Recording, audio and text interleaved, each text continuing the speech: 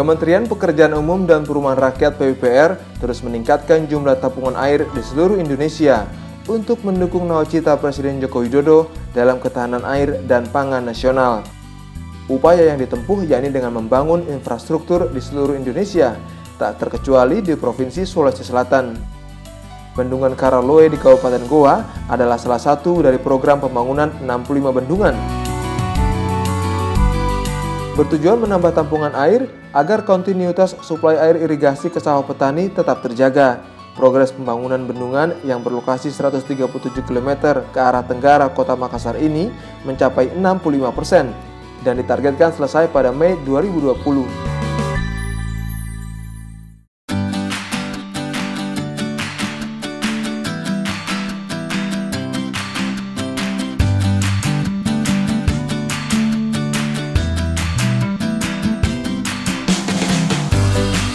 Pengerjaan bendungan terbagi dalam 2 paket.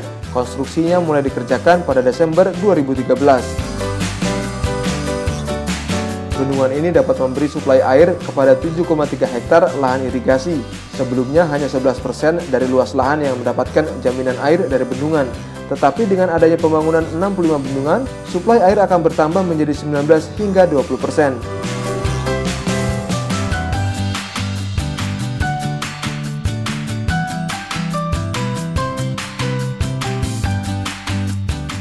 Mudahan nepa bendungan Anjari ne bendungan Karaloe nepa memudahan jene ponto bisa panen 2 kali sampai 3 kali panen dalam 1 tahun.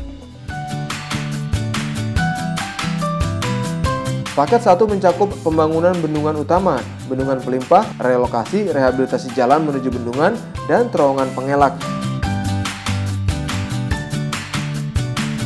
Realisasi pengerjaan fisik paket 1 telah mencapai 79,9%. Biaya pengerjaan paket 1 bersumber dari APBN tahunan anggaran Jamak 2013-2019 sebesar Rp568 miliar. Paket 2 merupakan lanjutan paket 1 yang dianggarkan sebesar Rp657 miliar bersumber dari APBN tahun anggaran 2008-2020 multi-years.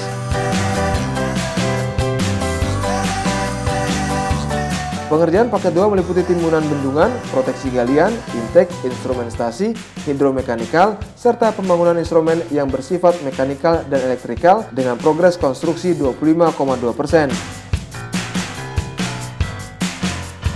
Seluruh paket pengerjaan dikerjakan kontraktor PT Nindya Karya Persero.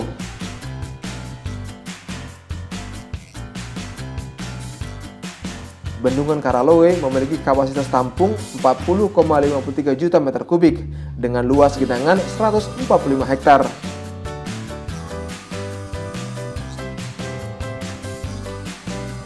Sumber air bendungan berasal dari Sungai Karale. Manfaatnya dapat mengairi seluas 7.004 hektar lahan, sumber air baku dengan kapasitas 440 liter per detik, pengendali banjir dengan kapasitas 2.020 meter kubik per detik, dan memiliki potensi pembangkit listrik sebesar 4,5 MW.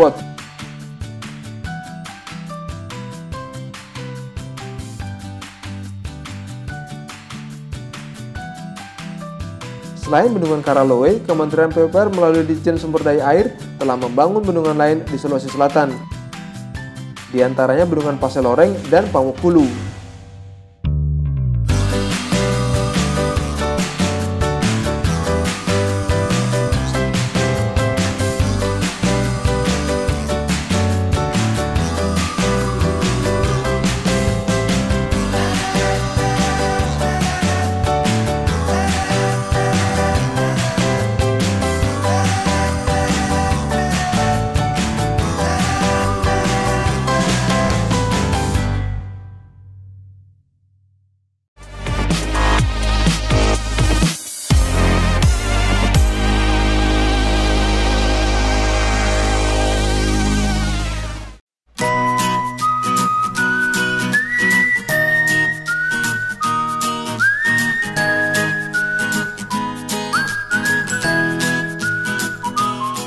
Sudah pernah ke Labuan Bajo, Nusa Tenggara Timur? Labuan Bajo menjadi salah satu destinasi wisata super premium di Indonesia.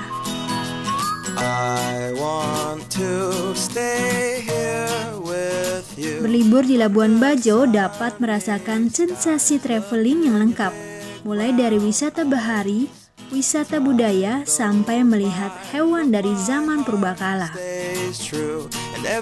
Presiden Jokowi pun menyempatkan diri naik kapal pinisi, menikmati indahnya Labuan Bajo. Karena pesonanya, Labuan Bajo dipilih menjadi tuan rumah KTT G20 dan ASEAN Summit 2023. Kini, Presiden Jokowi tengah bersiap diri melakukan pembenahan di berbagai lini. Nah, kira-kira infrastruktur apa saja yang dilakukan Presiden Jokowi untuk membangun Labuan Bajo menjadi Bali baru?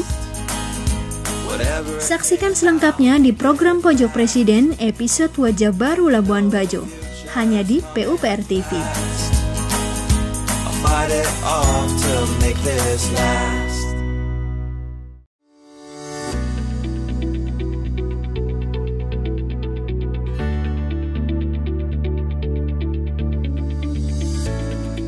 Pusair adalah salah satu dari 4 institusi penelitian dan pengembangan di bawah Kementerian Pekerjaan Umum dan Perumahan Rakyat. Kampus Pusat Pusair terletak di Jalan Insinyur Haji Juanda nomor 139 Bandung, Indonesia. Kampus Pusat Pusair terdiri dari 4 bangunan dengan fungsi yang berbeda.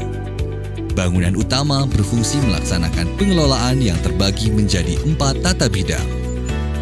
Selain bangunan utama, terdapat 3 balai penunjang dengan laboratorium khusus yang terdiri dari Balai Hidrologi dan Tata Air,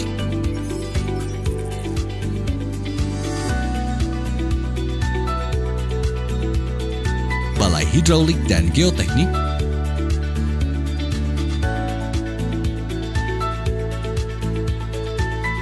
serta Balai Lingkungan Keairan.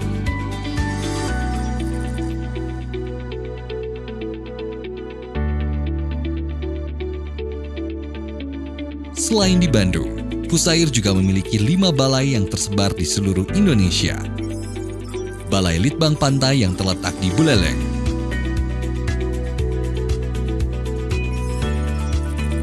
Balai Litbang Rawa yang terletak di Banjarmasin,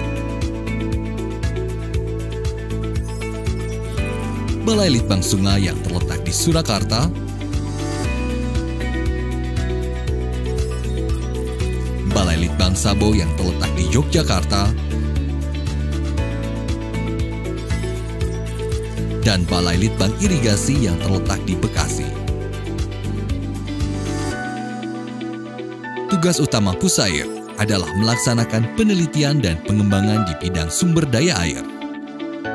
Fungsi Pusair adalah melaksanakan implementasi teknologi, uji laboratorium dan lapangan, evaluasi, standar dan pedoman, kerjasama, dan pengelolaan dan edukasi. Pusair menghasilkan produk unggulan dalam bidang sumber daya air yang digunakan oleh pemerintah, perusahaan, dan masyarakat untuk meningkatkan kualitas hidup.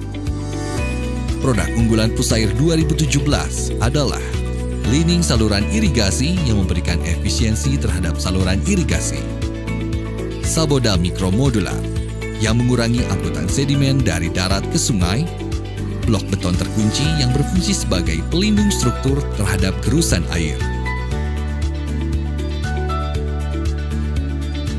Pusair selalu berdedikasi sebagai pionir pembangunan sumber daya air untuk kesejahteraan bangsa Indonesia yang bersinergi dengan agenda prioritas Nawacita.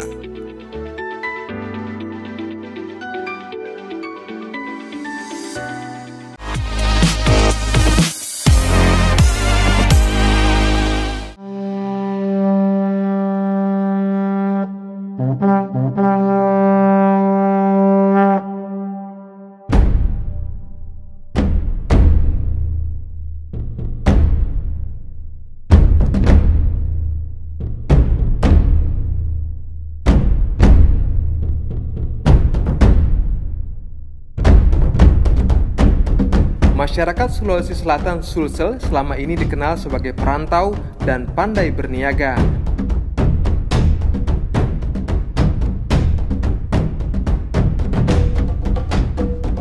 menyusuri sudut-sudut Sulsel akan membawa kita pada kekayaan budaya, adat, hingga aroma harum hidangan khasnya.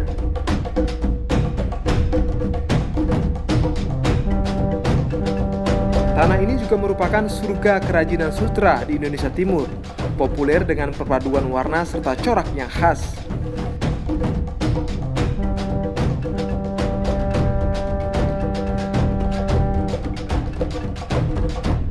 Kini kita bergeser ke Kabupaten Wajo. Beribu kota Sengkang, Wajo terbagi menjadi 14 wilayah kecamatan dengan keanekaragaman cagar budaya dan adat istiadatnya yang masih terjaga. Kota Sengkang berjarak 250 km dari pusat kota Makassar, Sulawesi Selatan. Nama yang belum cukup akrab di telinga. Dibutuhkan waktu sekitar 5 jam perjalanan darat untuk mencapai Sengkang.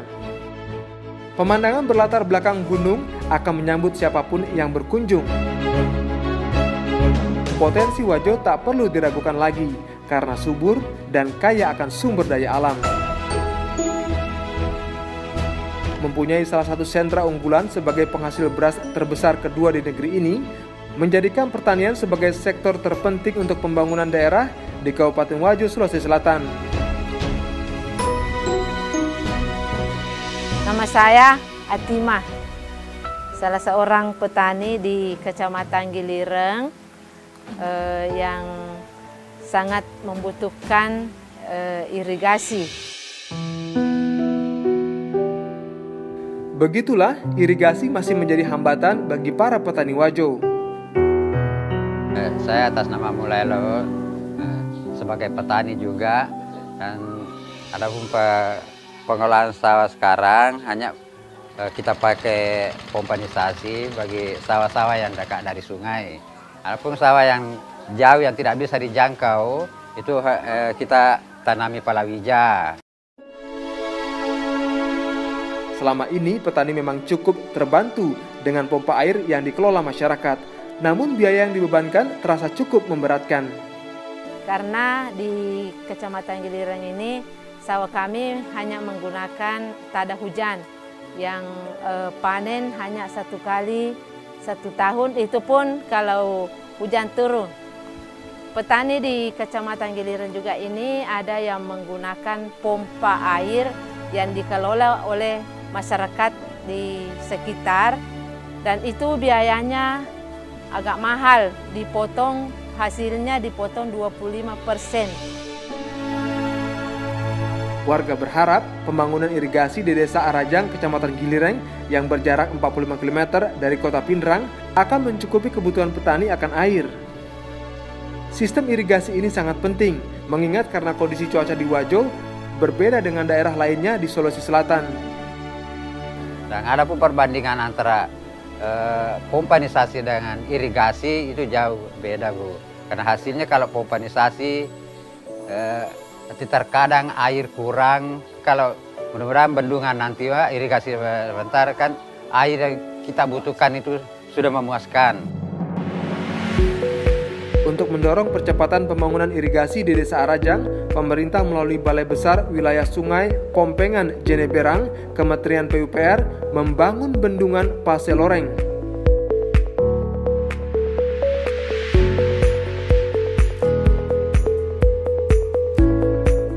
Bendungan Paseloreng ini adalah bendungan rugan inti tanah, di mana kapasitas tampungan bendungan ini adalah 138 juta meter kubik. Adapun tujuan dibangunnya bendungan ini yang pertama adalah untuk irigasi 8.510 hektar, kemudian perikanan air tawar, kemudian pariwisata, air baku 0,2 meter kubik per detik, serta mengatasi banjir yang selama ini sering terjadi di hilir dari bendungan ini, di Sungai Gilireng. Progres fisik saat ini kurang lebih 90,9%.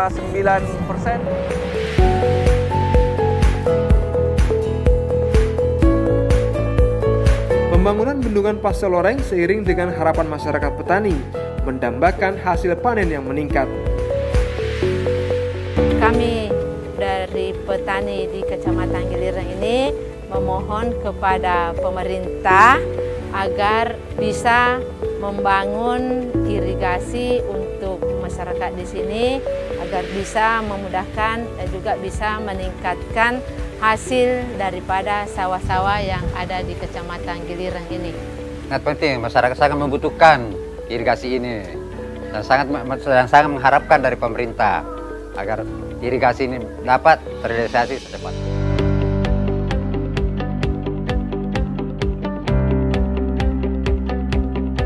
Pemerintah pun berharap bendungan Pasir Loreng dapat segera rampung agar bisa segera membantu dalam upaya peningkatan kesejahteraan masyarakat petani.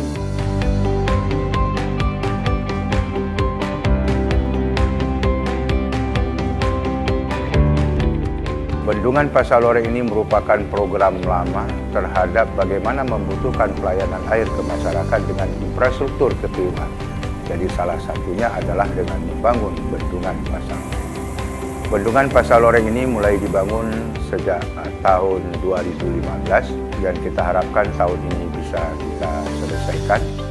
Jadi harapan kami bagaimana kondisi masyarakat bisa bermanfaatkan dan bagaimana juga pemerintah daerah bisa membantu masyarakat di dalam upaya peningkatan ekonomi masyarakat untuk mensejahterakan dengan difasilitasi adanya bendungan Pasir Loreng di kemudian hari.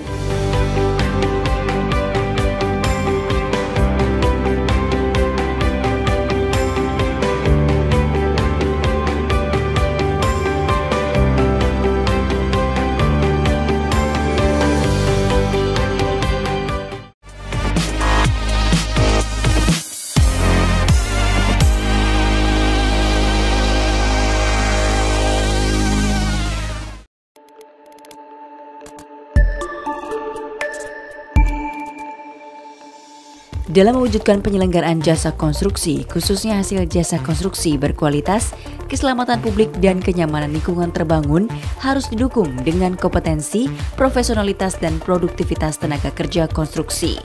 Untuk itu, Undang-Undang Nomor 2 Tahun 2017 mengatur bahwa tenaga kerja konstruksi wajib bersertifikat kompetensi kerja yang diperoleh melalui uji kompetensi.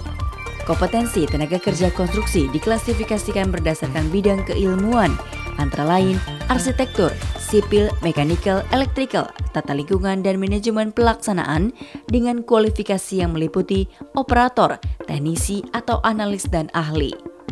Untuk meningkatkan produktivitas kerja, tenaga kerja konstruksi dapat mengikuti pelatihan sesuai standar kompetensi kerja yang diselenggarakan oleh lembaga pendidikan dan pelatihan kerja yang terregistrasi.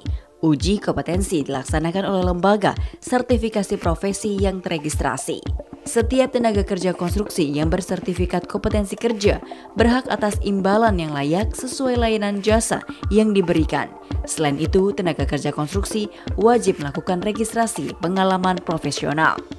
Tenaga kerja konstruksi asing yang bekerja di Indonesia wajib memenuhi ketentuan ketenagakerjaan, di antaranya memiliki sertifikat kompetensi kerja yang telah disetarakan dan melakukan alih pengetahuan serta teknologi kepada tenaga kerja konstruksi Indonesia.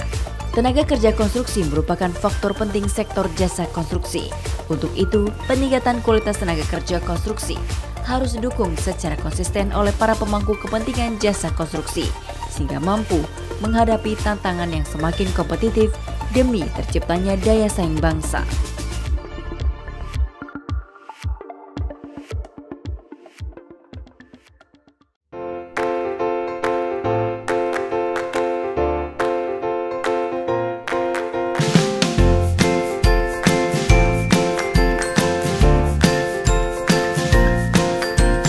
Membangun infrastruktur bukan sekedar mendirikan prasasti, sekedar untuk dipandang atau dikenang. Membangun infrastruktur haruslah membawa sebanyak-banyaknya manfaat. Berdasarkan rencana strategis atau Restra Kabinet Indonesia Kerja Jilid 2, Kementerian PUPR mengebut pengerjaan proyek infrastruktur berdaya guna. Termasuk di dalamnya pembangunan ruas jalan tol Balikpapan-Samarinda atau Balsam, melintasi beberapa wilayah Provinsi Kalimantan Timur. Selain jalan dan bangunan nan megah, Kementerian PUPR juga membuat infrastruktur pendukung kesehatan masyarakat.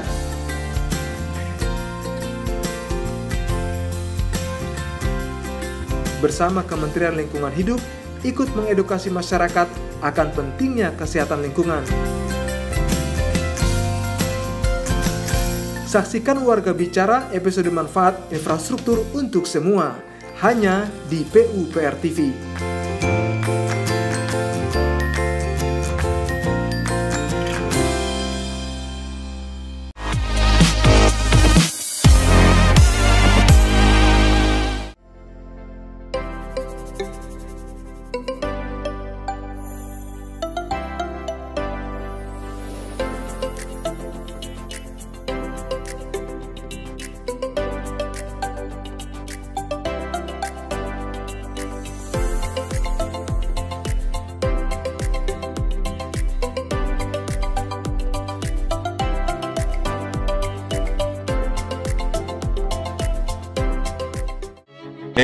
Danau Limboto, Danau Tempe, Danau Toba yang sedang kita tangani serius.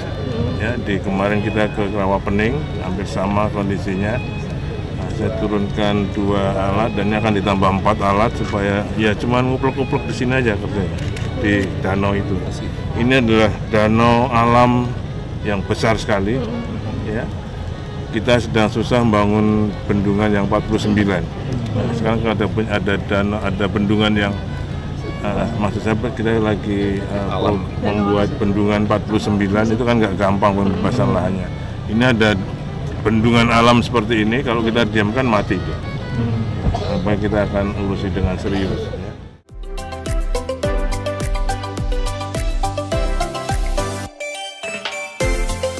Sebagai provinsi yang berada di Pulau Sulawesi bagian utara, Gorontalo memiliki kawasan perairan Danau Limboto. Danau Limboto merupakan bagian penting dari ekosistem perairan kota Gorontalo. Berfungsi sebagai penyedia air bersih, habitat bagi tumbuh-tumbuhan dan satwa, juga pengatur fungsi hidrologi, pencegah bencana alam, sarana transportasi, rekreasi, dan olahraga. Fungsi lainnya menjadi sumber perikanan, baik budidaya maupun perikanan tangkap, pengendali banjir, dan sebagai sarana penelitian dan pendidikan. Selain itu, Danau Limboto juga tempat hidup beberapa jenis organisme air khas Gorontalo. Sayangnya, tidak semua fungsi ini sepenuhnya dapat dinikmati. Ada 2 masalah pokok yang dihadapi.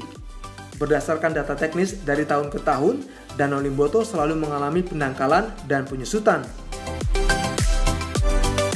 Saat ini luasnya hanya 3.000 hektar dengan kedalaman 2,5 meter.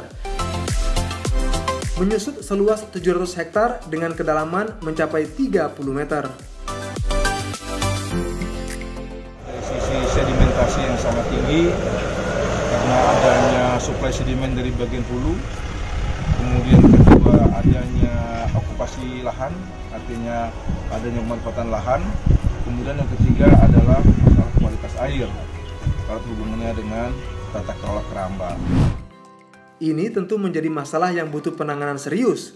Kementerian Pekerjaan Umum dan Perumahan Rakyat PUPR melalui Balai Wilayah Sungai Sulawesi II melaksanakan upaya revitalisasi. Pertama, membangun infrastruktur pintu air Tapodo di Desa Tabumela, Kecamatan Tilangu, Gorontalo.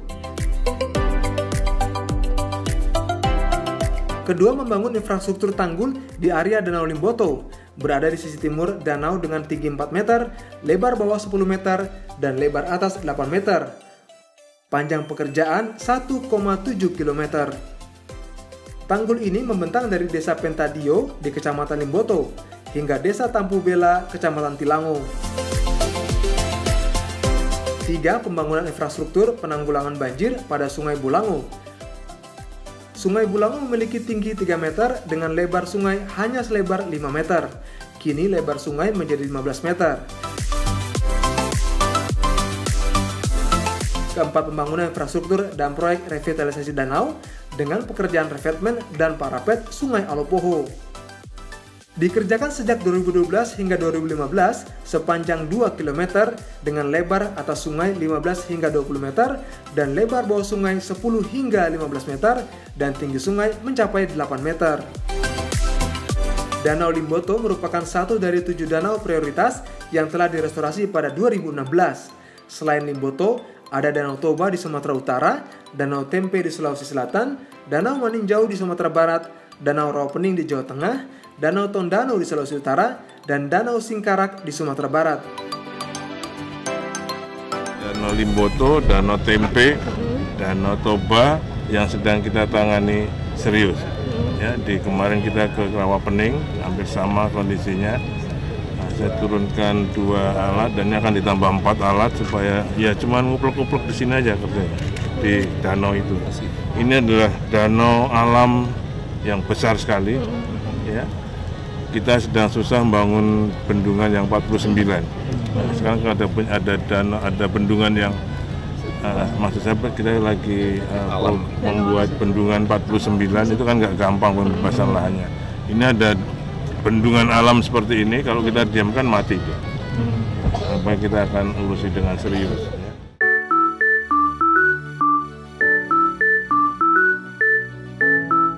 Danau Limboto mempunyai kapasitas tampung sebesar 75 meter kubik.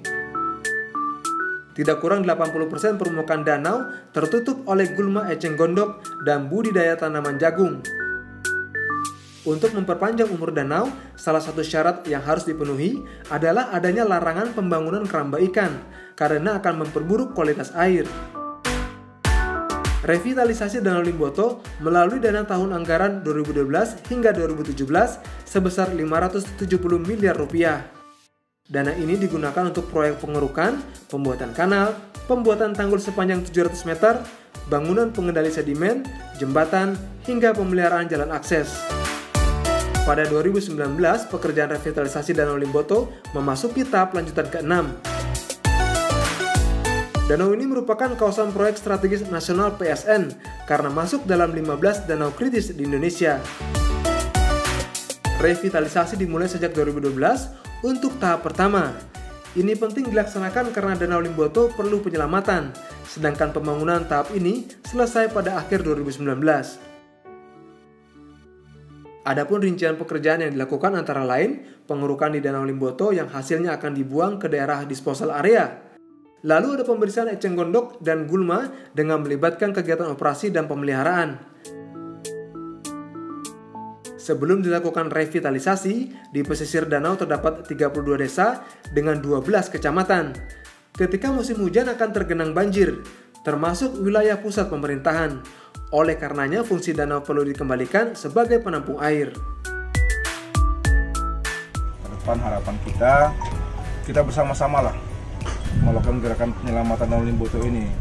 Karena ini menjadi salah satu dari sekian danau kritis yang ada di Indonesia. Semua stakeholder yang terlibat dalam kegiatan ini, baik itu dari pemerintah pusat, pemerintah daerah, masyarakat, bersama-sama menyelamatkan danau.